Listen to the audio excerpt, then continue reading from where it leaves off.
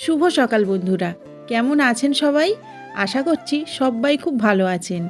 এপিএসএস ব্লগের আরও একটি নতুন ভিডিওতে আপনাদের অনেক অনেক স্বাগত জানাচ্ছি।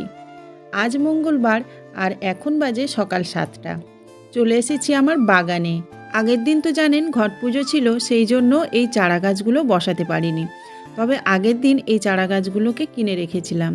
তো এখন দেখুন এই ওলকপি চারাটা একটু ভালো আছে, তাছাড়া সমস্ত চারাগুলো কেমন যেন নেতিয়ে গেছে। তো আজকের না এই চারাগুলো না বসালে একদম শুকিয়ে যাবে। তো সেই জন্য সকাল সকাল এই যে চারা গাছগুলো নিয়ে চলে এলাম। আর কিছুটা পেঁয়াজ গাছও বসাবো, সেই জন্য আর কি পেঁয়াজগুলো নিয়ে বসাতে চলে এসেছি। তো চলুন বন্ধুরা, সকাল থেকে ভিডিওটা শুরু করে দিয়েছি। আশা করছি আপনাদের খুব ভালো লাগবে। পুরো ভিডিওটা স্কিপ না করে অবশ্যই ওয়াচ করতে থাকুন।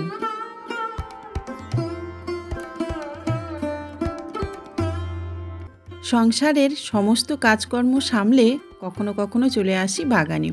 তো আজকের ভাবলাম সকাল সকাল যাই। আর এখন তো শীতকাল, তো এখন না হালকা হালকা রোদ্দুর ওঠে, মানে খুব একটা বেশি রোদ্দুর ওঠে না। তো সেই জন্য ভাবলাম সকালবেলা অন্তত 8টা-9টা পর্যন্ত বাগানের কাজকর্মগুলো করে আসি। তো সেই জন্যই এসেছি। আর পেঁয়াজ গাছগুলো বসিয়ে নিলাম। এখন ওই বাঁধাকপি গাছগুলোও বসানো হয়ে গেছে। তারপর এদিকে হয়েছে ফুলকপি গাছ। এই গাছগুলোকে একটু গোড়াতে মাটি দিয়ে দিচ্ছি। আসলে এবার তো ফল ধরবে, গোড়াতে একটু মাটি দিলে না বেশ সুন্দর হয়। তো ওই দেখুন অনেকটা কিন্তু আমি খুশেছি, তারপর গাছ বসিয়েছি। আর জানেন তো আজকেরও অনেকটা ফুল ফুটেছিল। তো ভাবলাম এসেছি যখন তুলে নিয়ে যাই। এই দেখুন কতটা ফুল হয়েছে। আর এদিকে কিন্তু সমস্ত গাছগুলোও ভীষণ সুন্দরভাবে বেরিয়েছে। চলুন এখন তালাটা লাগিয়ে দিয়ে বাড়ির দিকে যাওয়া যাক। বাগানের কাজকর্ম করলে না প্রচুর খিদে পেয়ে যায়। তো বাড়িতে এসে দেখুন একটু এগরোল তৈরি করছি। আর আগের দিন না ময়দা মেখেছিলাম, তো অনেকটা ময়দা মাখা হয়ে গিয়েছিল, সেই জন্য কিছুটা ডো আমি রেখে দিয়েছিলাম। তো সেই ডো দিয়েই তাড়াতাড়ি করে এগরোলটা তৈরি করে নিচ্ছি। আর তিতুন, সৌম্য, সৌভিক তিনজনেই এগরোল খেতে ভীষণ ভালোবাসে। আর যেহেতু তিতুন এসছে না, সেই জন্য সৌভিক কয়েকদিন ধরেই বলছে, মা তিতুন এসছে, কয়েকদিন এগরোল তৈরি করো, পাস্তা তৈরি করো, চাউমিন তৈরি করো। কিন্তু কি বলুন তো, বাড়িতে থাকাই হচ্ছে না, তো সেই জন্য খুব একটা ভালো টিফিন বানাতেই পারছি না। তো যাই হোক, খুব তাড়াতাড়িভাবে এই টিফিনটা বানাচ্ছি। আর দেখলাম যে বাড়িতে একটু শসা আছে, একটু টমেটো আছে, একটু পেঁয়াজ আছে, তো সেটা দিয়েই সেই জন্য এগরোলটা বানিয়ে নিচ্ছি। আর বেশি কিছু তো দরকার নেই। তো ভিতরে একটু সস দিয়েছি, কিন্তু কাঁচা লঙ্কাটা দেওয়া হয়নি। তো এই যে আমাদের টিফিন তৈরি হয়ে গেছে। এখন দেখুন সৌভিকবাবুর খাওয়া। তো অনেক দিন না মানে বাড়িতে এগরোল তৈরি করাই হয়নি।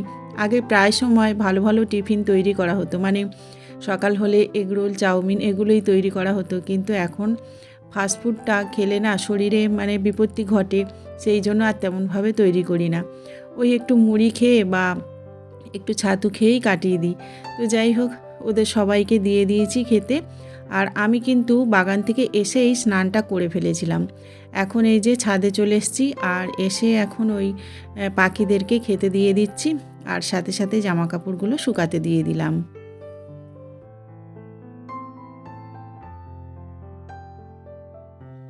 সূর্য প্রণামটা করে তারপর পাখিদেরকে খেতে দিয়ে আর তারপর কিন্তু নিজে খাবো। সেই জন্য এই যে রেখে দিয়েছিলাম আমার এগরোলটা। তো এতটা ঠান্ডা লাগছিল, সেই জন্য একটু মানে রোদ্দুরেও বসেছিলাম। তারপরে এই যে এসে এখন খেতে বসলাম। আর জানেন তো আমার ছাদে খেতে ভীষণ ভালো লাগে, মানে এইরকম প্রকৃতির কোলে আর বেশ খোলামেলা জায়গায় বসে মানে খেতে ভীষণ ভালো লাগে। তো সেই জন্য এখানে বসে বসে খেয়ে নিচ্ছি। সারাদিন যতই পরিশ্রম করি না কেন, খাবার সময়টা যদি একটু শান্তি মনে বসে খাই না, দেখবেন সব ক্লান্তি ভুলে যাই।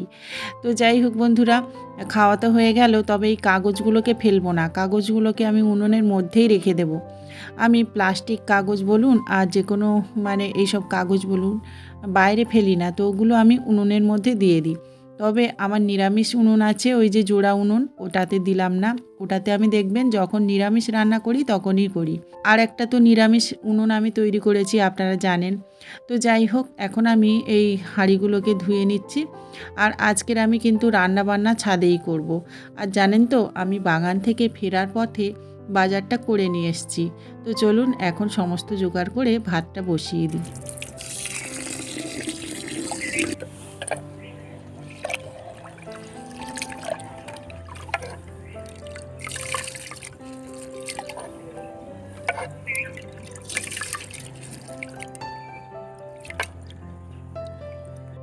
সবজির খোসা, চাল ধোয়া জল, ফ্যান এগুলো কিন্তু গাছের অমৃত। সেই জন্য এগুলোকেও কিন্তু আমি ফেলি না। চাল ধোয়া জলগুলো যদি লাউ গাছের গোড়ায়, কুমড়ো গাছের গোড়ায় দেওয়া যায় না, তাহলে খুব ভালো হয়। তবে দুঃখের বিষয় এই যে দেখুন কুমড়ো গাছটা কাঠবেড়ালিতে কেটে দিয়েছে। জানি না পরবর্তীকালে ওর ডোক ছেড়ে আবার ভালোভাবে হবে কি না। এতই উৎপাত করছে কাঠবিড়ালিতে না, কি বলবো বন্ধুরা। তো যাই হোক, এখন এই যে ভাতের হাঁড়িতে চাল ধুয়ে জল দিয়ে আর বসিয়ে দিলাম। তিতুন ২-১ দিন ধরেই বলছে জানেন তো যে পিকনিক করো মাসি, পিকনিক করো। তো আজকের মাংস এনেছি, তো ভাবলাম যে ছাদেই রান্না করি আর আমরা সবাই মিলে যদি ছাদে বসেই খাই তাহলে একটা পিকনিক পিকনিক হয়ে যাবে। আর শীতের সময় তো এখানে বসে খেতে না ভীষণ ভালো লাগে। আর তাছাড়া দেখবেন মানে বাইরে কোথাও গিয়ে রান্না করে খেলে না কেমন একটা পিকনিক পিকনিক গন্ধ লাগে। তো সেই জন্য দেখুন এখন এই বসে গেলাম, একটু আলুগুলো কেটে নেব, তারপর ওই রসুন ছাড়িয়ে নেব, আদাগুলো ছাড়িয়ে নেব, ততক্ষণে ভাতটা হয়ে যাবে। আর আমি এখানে কিন্তু গল্প করছি আমার সামনের বাড়ির 2 পুচকের সাথে। আমার সাথে ভীষণ বন্ধুত্ব হয়ে গেছে, মাঝে মধ্যেই ওরা আমার সাথে এসে গল্প করে। বহু প্রশ্ন ওদের মনে থাকে, কি রান্না করছো, তুমি এখানে রান্না করছো কেন, তোমার কি গ্যাসটা ফুরিয়ে গেছে? তো ওরা এই সবই প্রশ্ন করছিল জানেন তো। আর ওদের সাথে বক বক করতেও আমার ভীষণ ভালো লাগে। তো যাই হোক বন্ধুরা, ওদিকে ভাতটা কিন্তু ফুটে উঠেছে আর আমার ততক্ষণে আলুগুলো কাটা হয়ে গেছে আর রসুনগুলোও ছাড়ানো হয়ে গেছে। তো এখন আমি নিচে গিয়ে আদা রসুনটা বেটে আনবো। তো তার মধ্যে আমি ফুলগুলো তুলে নিয়ে যাব, কারণ আজকের না সৌভিক পুজো অর্চনা করবে, মানে সৌভিককে দিয়ে আজকের পুজো পাঠটা করিয়ে নেব। দেখতে দেখতে তো অনেকটা বেলা হলো, সেই জন্য ওকে দিয়েই আজকের পুজো করিয়ে নেব। আর তাছাড়া তিতুনকে স্নান করাবো, গরম জল করব, তারপর আবার মাংসর তরকারি রান্না করব, সেই জন্য মানে অনেকটা দেরি হয়ে যাবে। তো সেই জন্য আর কি ওকে দিয়েই আজকের পুজো পাঠটা করিয়ে নিচ্ছি। আর এদিকে তিতুনকে আমি ছাদে ডাকলাম, কারণ ওকে না এখন তেলটা মাখিয়ে দেব। আর আজকের না রোদ্দুরের জোর নেই, মানে একদমই রোদ্দুরের আর কি জোর নেই, সেই জন্য দেখুন আমি আজকে রোদ্দুরে বসেই রান্না করছি। আর কেমন যেন শীত শীত লাগছে, সেই জন্য আর কি। তো যাই হোক, এখন তিতুনকে একটু তেলটা মাখিয়ে দেব, সর্ষের তেল, আর তারপর ওকে একটু রোদ্দুরে বসাবো আর তারপরে স্নান করাবো। তো দেখতে পেলেন ওর জন্য গরম জল বসিয়ে দিলাম। তো ততক্ষণ ওই গরম জলটা হোক। আর উনুনটা না এত ভালো জ্বলে না, মানে মুহূর্তের মধ্যেই সব কিছু হয়ে যায়। তো যাই হোক, এদিকে গরম জলটা হয়ে গেছিলো, তো স্নানের জন্য রেডি করে দিলাম তিতুনকে। আর ও একা একা স্নান করতে পারে, তবুও একটু গা হাত পা ডলে দিই। তো ওকে স্নান করিয়ে দিয়ে আর এই যে মাংসটা একটু ধুয়ে নিতে আরম্ভ করেছি। আজকের না স্কিন শুদ্ধ মাংস এনেছি, আমার ভীষণ পছন্দ। যতই শীত পড়ুক আর যতই ঠান্ডা পড়ুক বন্ধুরা, আমি কিন্তু গরম জলে না স্নান করতে পারি না। তো আমি প্রতিদিনই ঠান্ডা জলেই স্নান করি। আর দেখবেন ঠান্ডা জলে স্নান করার পর গাটা কেমন গরম হয়ে যায়। কিন্তু গরম জলে স্নান করলে না গাটা যেন মানে স্নান করলাম বলে মনেই হয় না। তো যাই হোক বন্ধুরা, এদিকে আমি রান্নাবান্না চাপিয়ে দিলাম। আর হ্যাঁ, আজকের তো করব মাংসের তরকারি। তো একটাই তরকারি করব আজকের, বেশি কিছু করব না। কারণ মাংস হলে না ৩ ভাইয়ের আর কিচ্ছুর দরকার হবে না। তো আমি ভেবেছিলাম যে একটু বেগুন ভাজা বা একটু যে কোনো ভাজা বানাবো, কিন্তু ওরা কেউ রাজি হলো না। বলছে না, তাড়াতাড়ি মাংসের তরকারিটা করো, খুবই খিদে পেয়ে গেছে। একে একে সমস্ত মশলাগুলো দিয়ে ভালোভাবে কষিয়ে নিচ্ছি প্রথমে, আর তারপর মশলাটা কষানো হয়ে গেলে মাংসটা দিয়ে দেব। তো আজকের না 2টো লেগ পিস রেখেছি বড় বড়।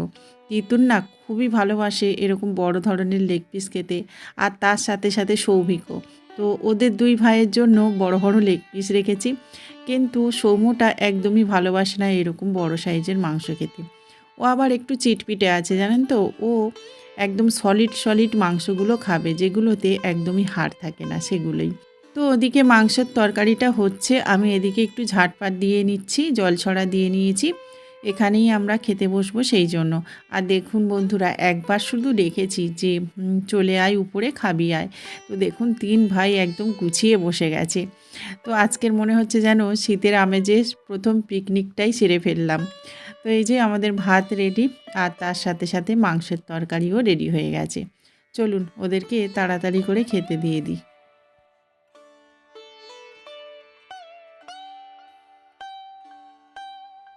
তো এই দেখুন এখন 3 ভাইকে খেতে দিয়ে দিচ্ছি। আর তারপর আমিও কিন্তু এদের সাথে একা সঙ্গে বসে খেয়ে নিয়েছিলাম। সবাই মিলে খাওয়ার মজাটাই কিন্তু আলাদা বলুন। তবে কি বলুন তো, আপনাদের দাদার কথা ভীষণ মনে পড়ছে। আপনাদের দাদা কিন্তু 2 দিন বাড়িতে আসতে পারেনি। তো সেই জন্য ওর না এইরকম পিকনিকের আমেজ পেল না। তো যাই হোক বন্ধুরা, আমাদের খাওয়া দাওয়া হয়ে গেছে। তো এখন আমি বাসনপত্রগুলো মেজে নিচ্ছি। মাটির বাসনপত্র যখনই ব্যবহার করা হয় না, তারপরে সঙ্গে সঙ্গে যদি মেজে ঘষে সুন্দরভাবে রেখে দেওয়া যায়, তাহলে বহু দিন পর্যন্ত টেকসই হয়। তো আমিও সেটাই করি, যখন ব্যবহার করি তার সঙ্গে সঙ্গে কিন্তু এভাবে ধুয়ে রেখে দিই। ছাদে ভাত খাওয়া মানে কাজ বেড়ে যাওয়া, কারণ এই যে এখানে তো পাখিপক্ষতে আসা যাওয়া করে, তো এঁটো সকরি সমস্ত জায়গাতে না ছড়ায়, তার জন্য আমাকে এভাবে সমস্ত ছাদটা ধুয়ে দিতে হয়। সকাল থেকে সন্ধে পর্যন্ত পরিশ্রম আর পরিশ্রম, আর সেই পরিশ্রমের মাঝে ভিডিও বানানো বন্ধুরা। জানি আমার ভিডিওগুলো অতি সাধারণ, আমার সাধারণ জীবন, তাই আমার ব্লগও সাধারণ। তো এই সাধারণ জীবন, সাধারণ ব্লগ যদি ভালো লেগে থাকে, তাহলে অবশ্যই করে চ্যানেলটিকে লাইক করবেন, সাবস্ক্রাইব করবেন, আর কমেন্ট করতে কিন্তু ভুলবেন না। দেখা হচ্ছে পরবর্তী একটা ভিডিওতে। নমস্কার।